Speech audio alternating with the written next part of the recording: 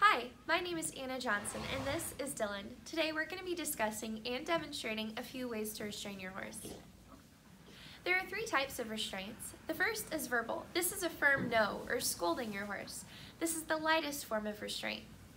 Next is your manual restraints. Those are things like your halter and lead rope, a lead shank, or even a twitch. Finally, there are chemical restraints. This is like acepromazine or ditomidine. These are often used for minor procedures and even for clipping if your horse isn't working well with the manual restraints. Two of the most important things to think about while you're doing your restraints is both your handler safety. So if you have a horse handler, you're going to have them stand on the same side as you during all of these restraints.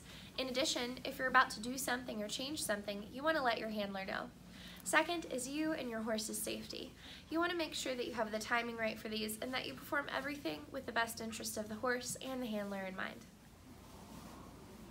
The first manual restraint I'm going to demonstrate is the use of the halter and lead rope.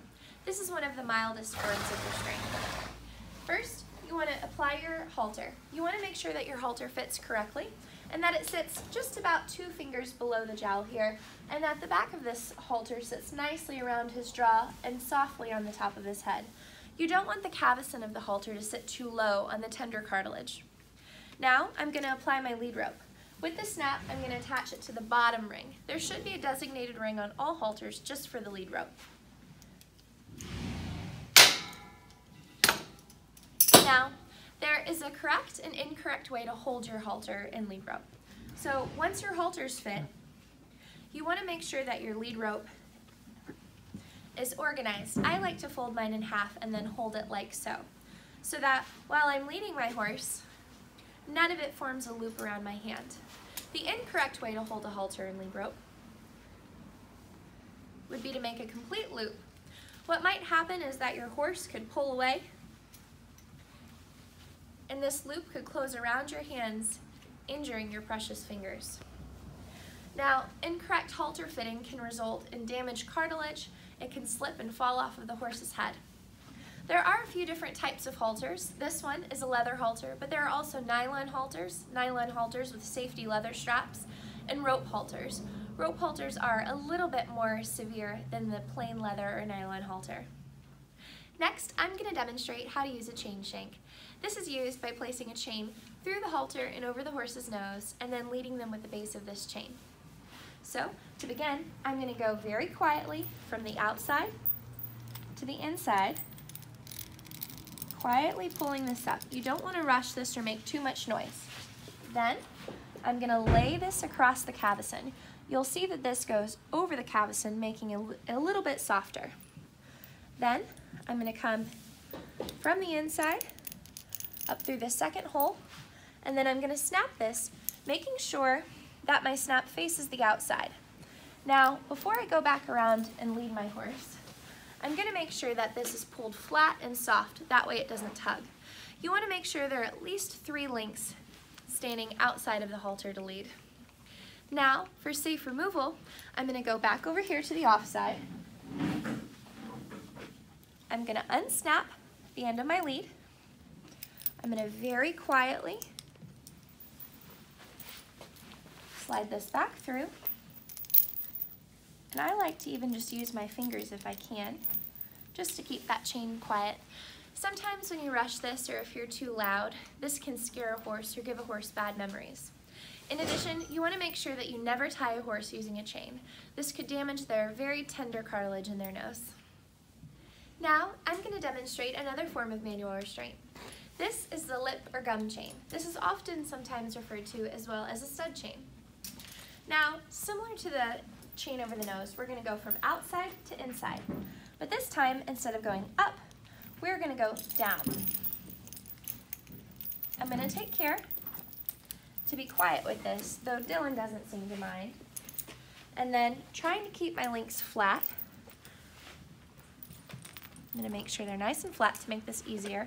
I'm going to go from the inside to the outside and then attach once again with my snap facing out. Now, as I return to the left side of the horse, I'm going to now make sure that my flat chain comes down, and I'm going to softly lift my horse's lip. you want to make sure that you don't touch the horse's teeth with this, because that can cause a lot of pain and be very uncomfortable for the horse. Now, with just very steady pressure, you're going to maintain pressure pulling down. To release this, you can release that nice and quickly off the gums. You want to make sure that this is never twisted. If it is, that's a much more severe form of restraint. In addition, you don't want to pop this or pull too hard because that can bruise and even cause your horse to bleed. Now, for removal of the chain, I'm going to walk again to the offside. And I'm going to unsnap this very quietly. Try to slide this chain out and back over to the onside. And then very quietly pull this through. Good boy. A handy way to put your chain away is to attach the chain right back onto a link of itself, making a loop, and then to slide the leather or biothane plastic all the way back through and making a nice loop onto itself. So now you've got this put away very nicely, it'll lie flat, and it even looks great on a stall door. Next is the lip or gum twine. First, we're going to go ahead and prepare our twine by making a nice large loop. Next, I'm going to come over here to the offside of my horse, and I'm just going to slide this, making a little slip knot, like so. Now, returning to the onside of my horse, I'm going to pull this through. Now, you can leave this as is, or you can attach a lead or a chain shank to give you extra leverage, but because my twine's quite long, I'm just going to leave it as is. Now, just like with the lip chain, I'm just going to softly apply this inside my horse's lip, and I'm going to pull down with steady pressure. This is a much more mild form of restraint comparative to the lip chain. Then, to release, I'm just going to lightly slide that back out, go back to my horse's offside, and untwist. This is a good step after a chain over the nose hasn't quite worked. Next, I'm going to demonstrate how to use a twitch. There are many different kinds of twitches, like a humane twitch, which is completely metal, a chain twitch, which is wooden like this, but it has a chain on the end, and then there are also rope twitches. Today, we're going to be using a long-handled rope twitch. Now, the long handle gives you great leverage, however, it can also become a huge weapon if not utilized properly. So when putting this on and taking it off, you want to make sure that you have good control. Now, to begin, I'm going to take the end of the twitch and I'm going to go ahead and put it under my arm and close to my body. Then, I'm going to carefully grasp my horse's nose, and I'm going to rotate the twitch. I want to make sure that I've got a good hold on my horse. Now, the horse should feel pain for about 2 or 3 minutes, and then after that time, it should release calming endorphins. Then, after you've got your calming endorphins, you've got between 5 and 8 minutes to where you can do your work. As you do this, you want to make sure that you let your handler know. Then, before you release, if your handler's finished, then that's great. If not, you want to make sure that you alert them that you're going to take the twitch off, and then you'll quickly unravel the twitch. Then, we like to pet our horse's nose, both to let them know that there's no more pain, but also to help bring circulation back. Again, using your twitch, you want to make sure that you're aware of time. About 2 or 3 minutes is what it takes for it to start working, and then you've got 5 to 8 minutes for it to work. But around that 10 or 12, maybe even 15 minutes for some horses, you reach the blow period. This is when the pain returns and the horse tends to lose its patience. This can be not only uncomfortable for the horse, but extremely dangerous to you and your handler. Now I'm going to be demonstrating a shoulder roll. This is particularly handy because it doesn't require any items. You can just use your hands. You also want to make sure that your nails aren't too long because that could poke your horse. Now, we're not actually going to use the shoulder, but we're going to go for the neck just in front of the shoulder. We're going to lightly pick up some of the skin, and we're going to start to roll the skin over your hand. Now, your horse may shy away for this at a moment, but then he should lean into it. This too releases calming endorphins. Then, when I'm done, I'm going to pet my horse and tell him he's a good boy. Finally, I'm going to demonstrate how to do a leg lift. If you're doing a leg lift, this is particularly helpful if you're clipping a horse's legs and he's not being very agreeable, or if your veterinarian has asked you for assistance while they do a procedure on one of your horse's legs. For example, if you were doing a hind leg, you would lift the front leg on the same side.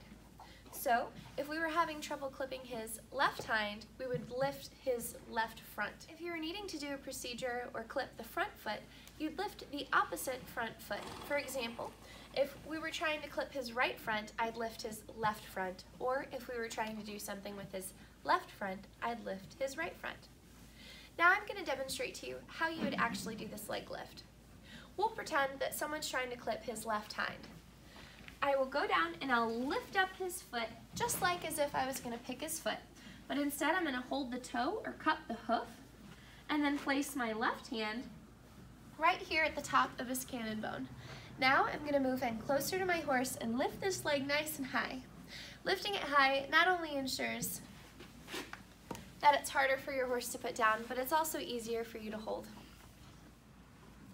There are many other methods of restraint. For example, there's the ear twitch. That's where you would cup your horse's ear and then pull down on the ear.